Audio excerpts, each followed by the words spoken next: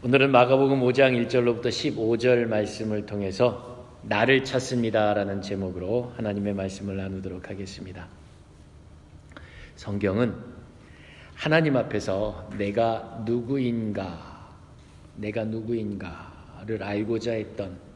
알려고 했던 많은 사람들의 이야기를 들려주고 있습니다. 그래서 그 속에서 나를 찾게 해주는 책입니다.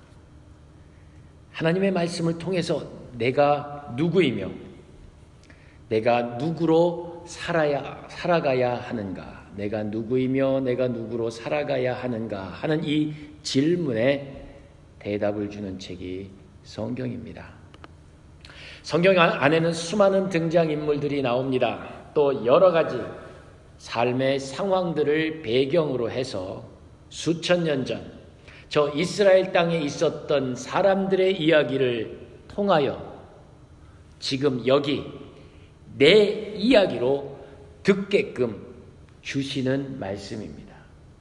그냥 수천 년 전에 또 우리가 생전 가보지도 못했던 그 먼 땅, 그 중동 땅의 이야기가 아니라 지금 여기 살고 있는 나의 이야기입니다.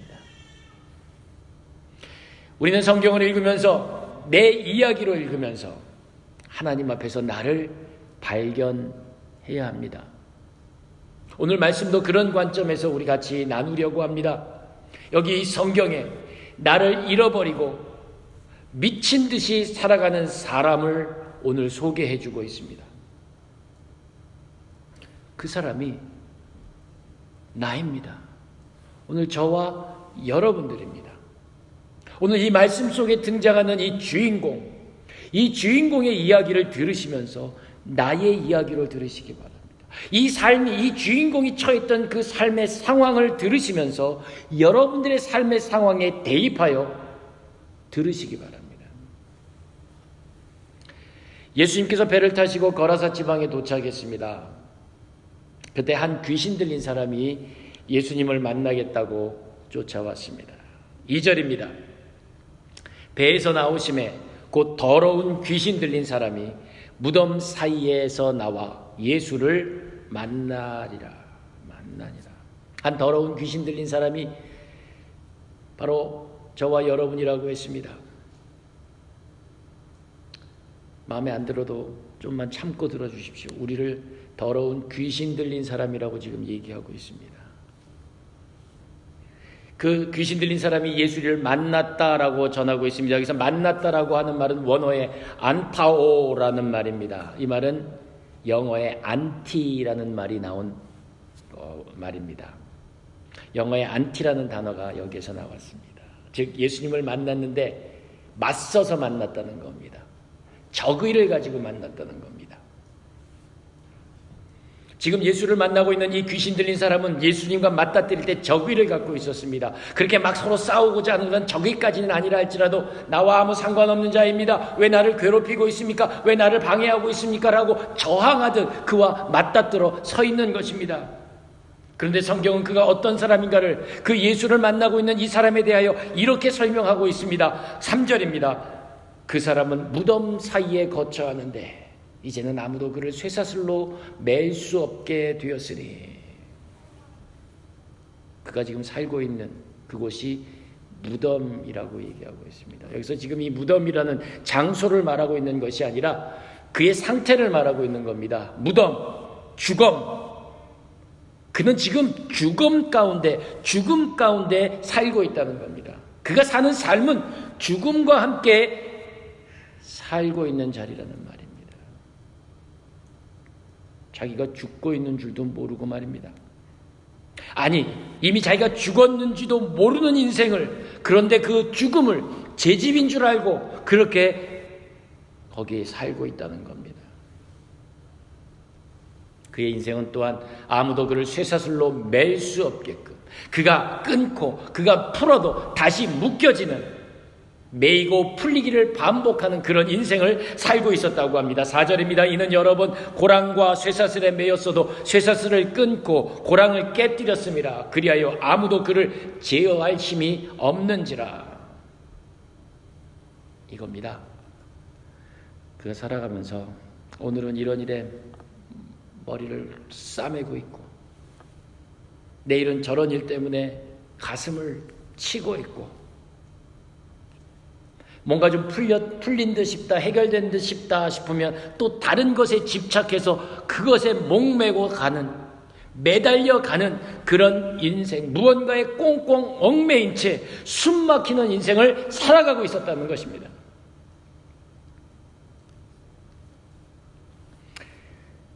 꽤 오래전에 한국 텔레비전에서 봤던 얘기입니다. 어떤 남자 어른들인데 취미 가운데 로봇 장난감을 모으는, 건담 로봇 뭐 이런 거 있잖아요. 그런 걸 모으는 취미를 가진 사람이 있답니다. 근데 텔레비전에 나온 그분은 너무 심하게 모읍니다. 그래서 그 부인이 막 걱정을 하며 고민을 하며 상담을 하는 장면이 나왔습니다. 어느 정도냐면 그걸 장난감을 사서 몇 천만 원씩을 쓴다는 겁니다. 애 돌반지도 갖다 팔아버리고 뭐 은행 융자를 내서라도 사고 싶은 로봇가 나왔다 그러면 그걸 가서 사온다. 이쯤 되면 걱정되죠, 그죠? 왜 그러는지는 이해도 안 되고 설명도 저로서는 안 되지만, 분명한 것은 어른이 말도 안 되는 그런 장난감에 매여서, 지나치게 매여서 주변 사람들의 걱정과 고민을 만들어주고 있다는 것입니다. 장난 같은 얘기, 인생에 별로 관계없는 것 같은 얘기일지 모르겠지만 가만히 생각해보면 그 사람만 그런 건 아닙니다. 우리도 어딘가에 매여 있을지 모릅니다. 눈에 띄지 않고 그 정도가 심하지 않고, 그리고 많은 사람들에게 들키지 않았기 때문에 모르는 것일 뿐이지 나도 모르게 무언가에 매여 있습니다. 어떤 사람은 명품에 매여 있는 사람도 있을 것이고, 좋은 차에, 좋은 집에 매여 있는 사람도 있을 것입니다. 혹은 학벌, 직장 또는 명예, 권력, 모든 일들을 다 그런 것과 연결해서 거기에 집착하여 살아가는 그런 삶을 볼 수 있습니다. 저는 이 말씀을 통해서 어떤 한 영화를 보고 있는 것 같은 생각이 듭니다. 주인공이 어디 한 군데에 집착해서 자기 죽는 줄도 모르고 거기서 허위적거리며 무덤가에서 살아가고 있는 그 모습을 비춰주면서 그 영화를 바라보고 있는 우리로 하여금 그 모습이 네 모습이야 라고 알려주고 있는 그 영화. 주인공이 집착하며 살고 있는 그 한 가지가 나에게서도 또 다른 그 어떤 것에 되어서 나로 하여금 그렇게 매였다, 풀렸다, 쇠사슬을 끊고 쇠고랑을 끊어버리는 그런 삶이 반복되는 그런 걸음을 걷고 있는지 모르겠습니다. 5절을 읽습니다.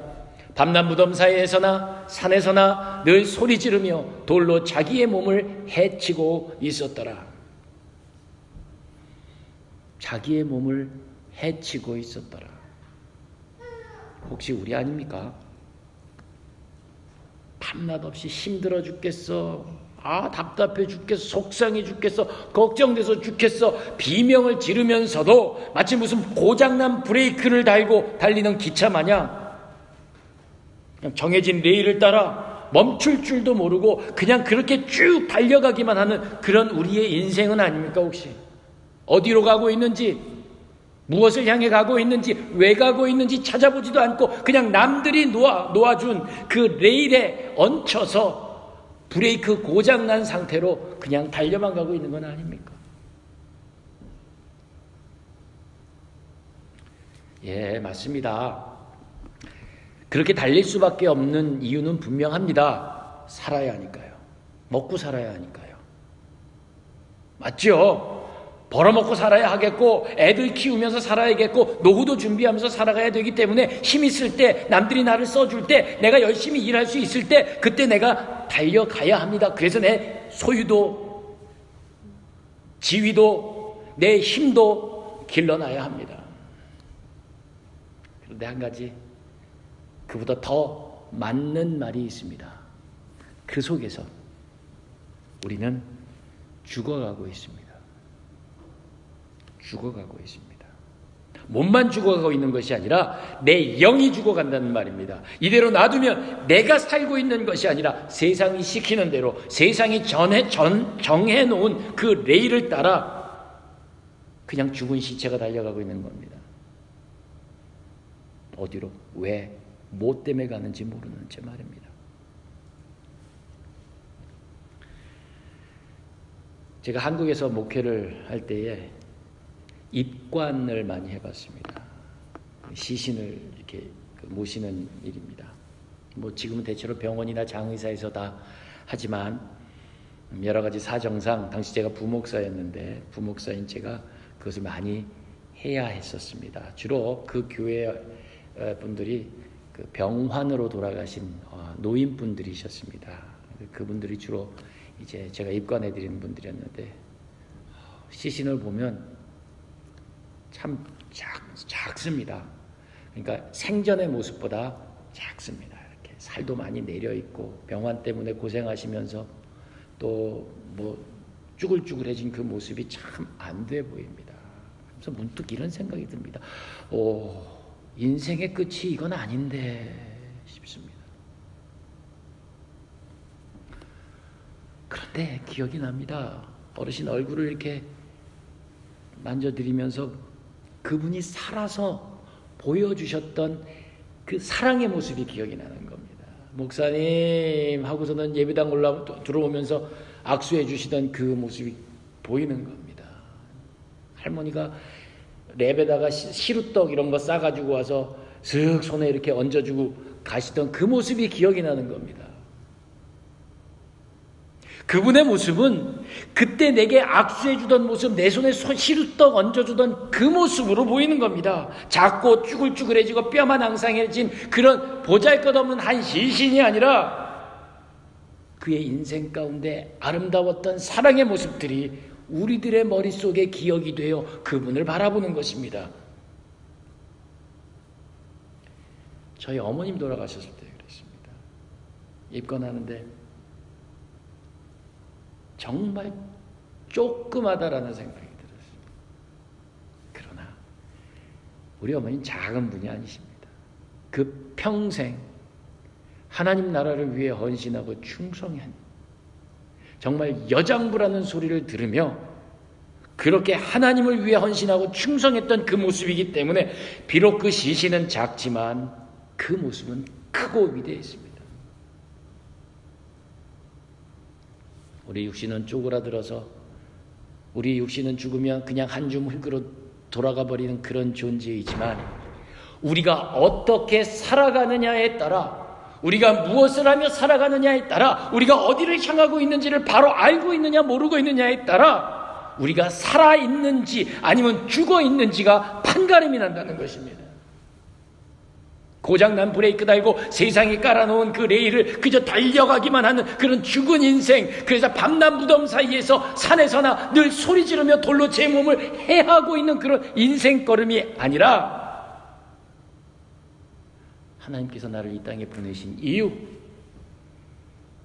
나를 사용하셔서 세우시고 싶은 그 하나님의 나라와 그 의, 이것이 내 인생 가운데 드러나고 빛을 발할 때에 내가 비로소 살아있는 인생이 된다는 것입니다.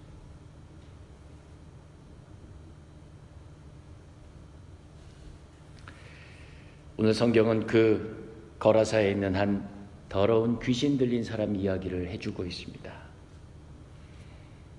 그 귀신 들린 사람은 성경 속에 있는 그 주인공이 아니라 바로 저와 여러분들이십니다. 성경은 그 사람을 두고 더러운 귀신 들린 사람이라고 정의했습니다. 그리고 9절입니다. 내 이름이 무엇이냐? 물으시는 예수님의 이 물음에 그 미친 사람은 이렇게 대답합니다. 내 이름은 군대입니다. 우리가 많음입니다. 예수님께서 물어보십니다. 내 이름이 무엇이냐? 너를 뭐라고 불러주랴? 너가 누구라고 하느냐? 내 이름은 군대입니다. 왜 군대인지 아십니까? 내가 크고 많고 힘 있는 존재이기 때문입니다. 소유가 많습니다. 힘이 좋습니다. 높은 자리에 있지요. 나를 상대해서 당해낼 사람이 없습니다. 난 모 아무개 회사의 대표입니다. 나는 어느 학교 출신입니다. 나는 이런 자리에 있는 사람입니다. 아니 뭐 굳이 설명할 필요 없이 오늘 내가 타고 온 저 차를 보시면 아실 겁니다. 내가 누구인지. 그렇게 점잖게 자기 자신을 소개하고 있는 그 사람, 무덤 사이에서 남도 해치고 자기도 해치며 살아가는 죽은 사람입니다. 성경 오늘 그를 두고 미친 사람이라고 얘기합니다. 자기 스스로도 얘기합니다. 내 이름은 군대니 우리가 많음이니이다. 나를 잃어버렸습니다.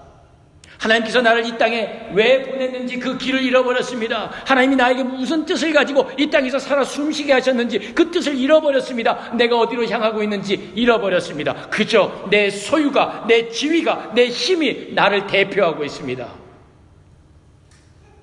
성경은 그를 미친 사람이라고 얘기합니다.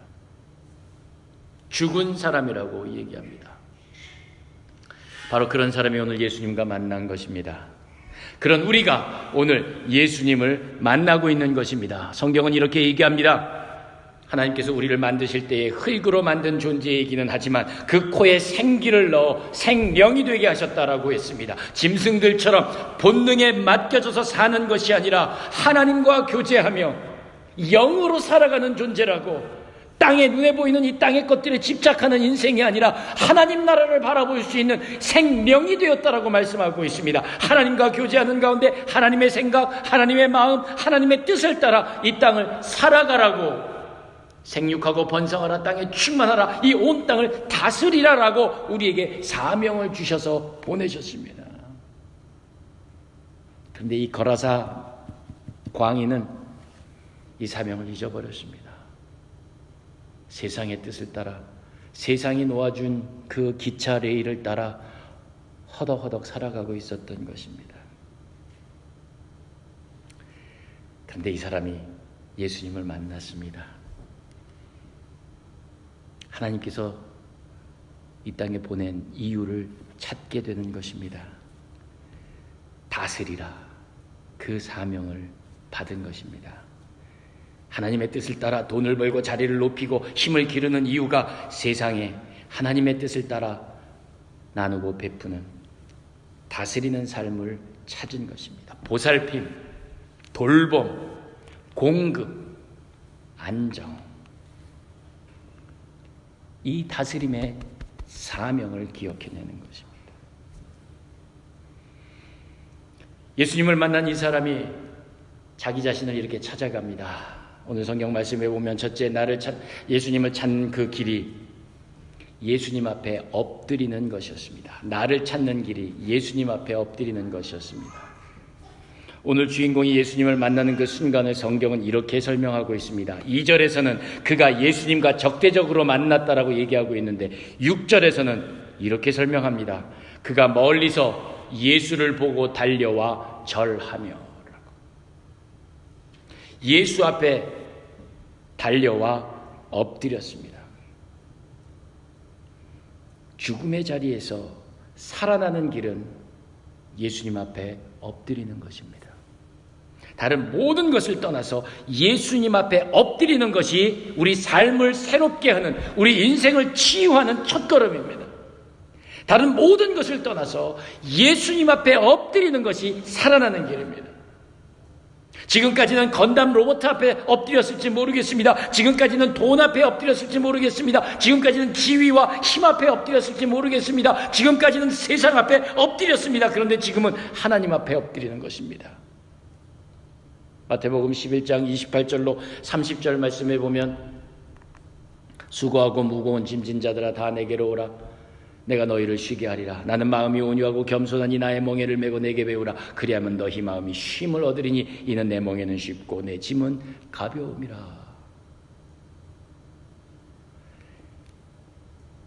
세상의 무거운 짐들을 내려놓고 주님 주시는 짐으로 옮겨가라는 겁니다.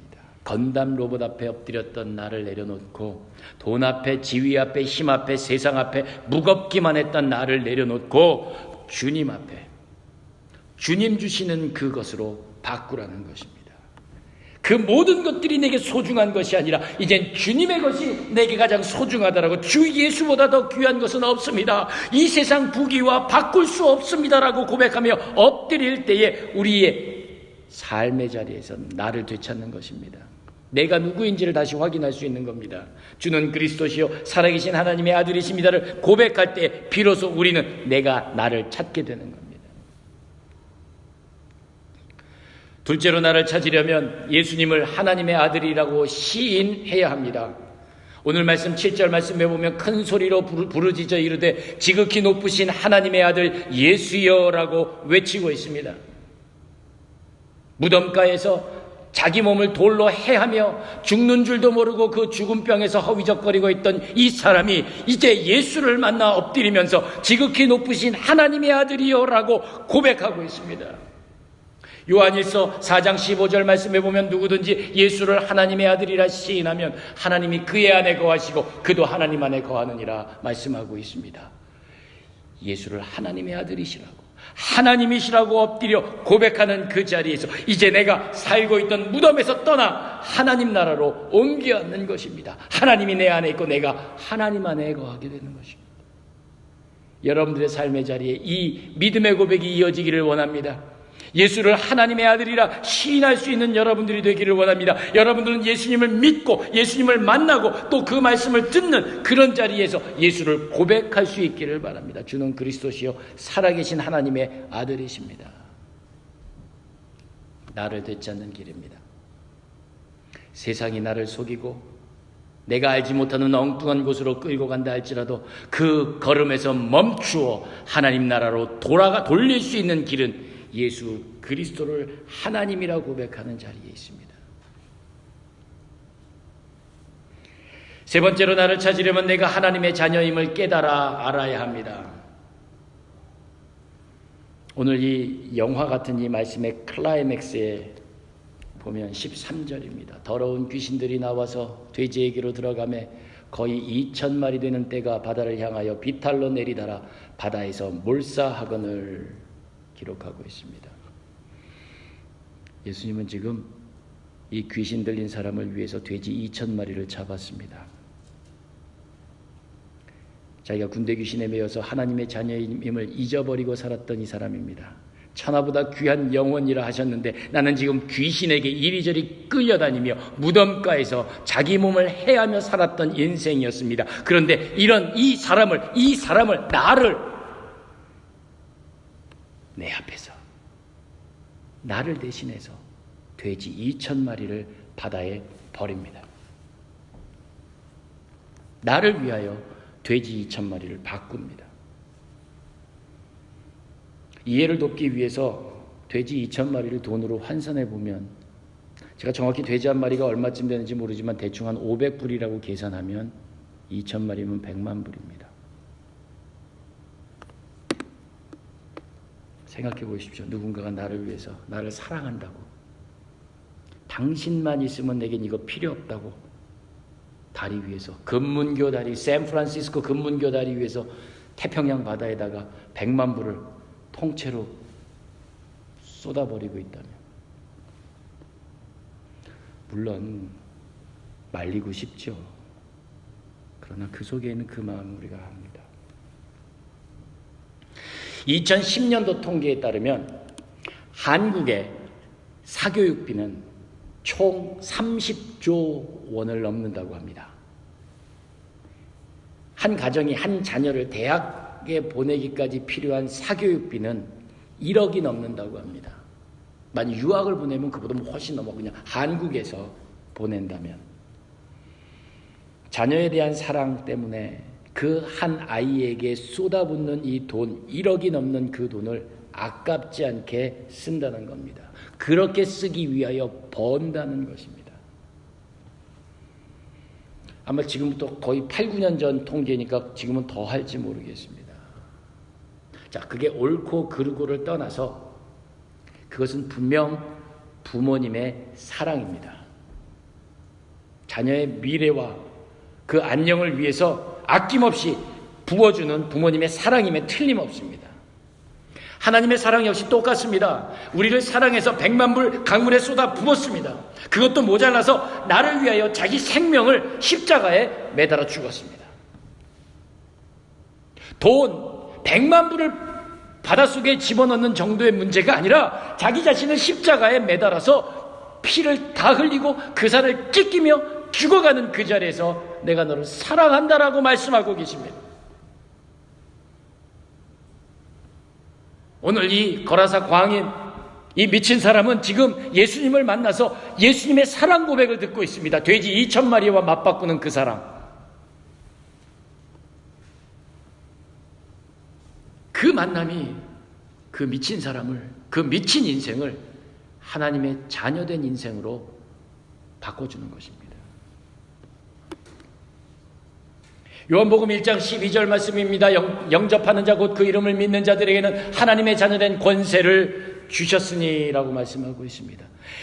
그렇습니다. 예수 그리스도의 그 사랑, 십자가의 그 사랑, 하나님의 그 사랑 고백을 받아들이고 믿는 그 사람은 하나님의 자녀가 되는 것입니다. 더 이상 고장난 브레이크 달고 달리는 인생이 아니라 하나님이 쥐고 놓지 않는 자녀된 권세의 사람이 됩니다.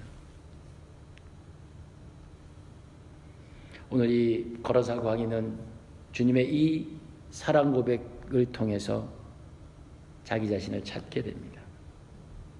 15절 말씀입니다. 예수께 이르러 그 귀신 들렸던 자 곧 군대 귀신 집혔던 자가 옷을 입고 정신이 온전하여 앉은 것을 보고 두려워하더라. 귀신이 떠나갔습니다.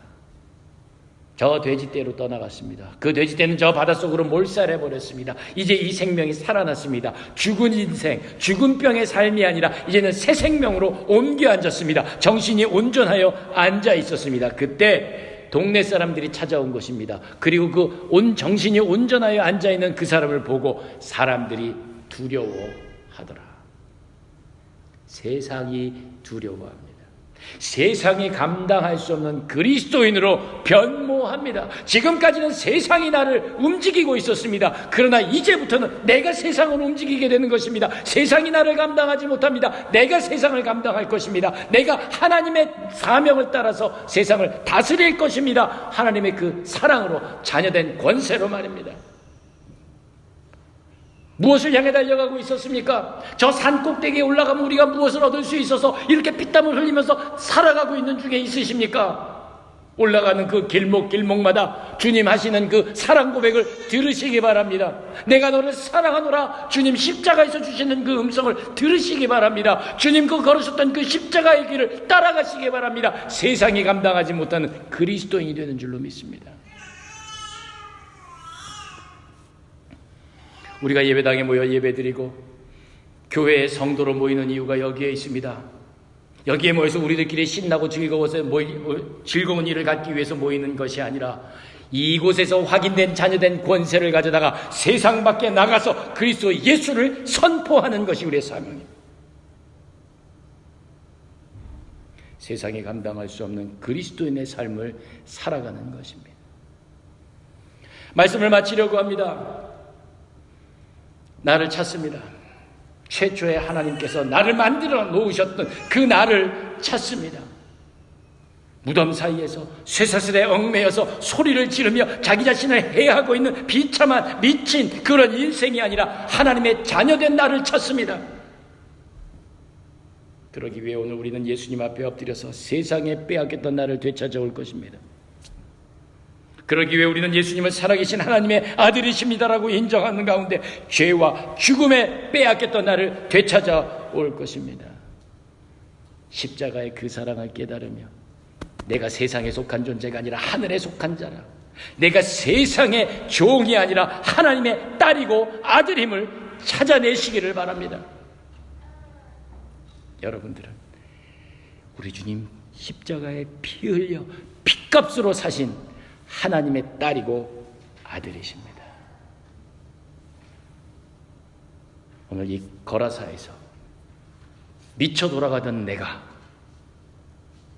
하나님의 자녀로 회복되는 그런 역사가 저와 여러분들에게 있으시기를 주님의 이름으로 축원합니다. 찬송하시겠습니다.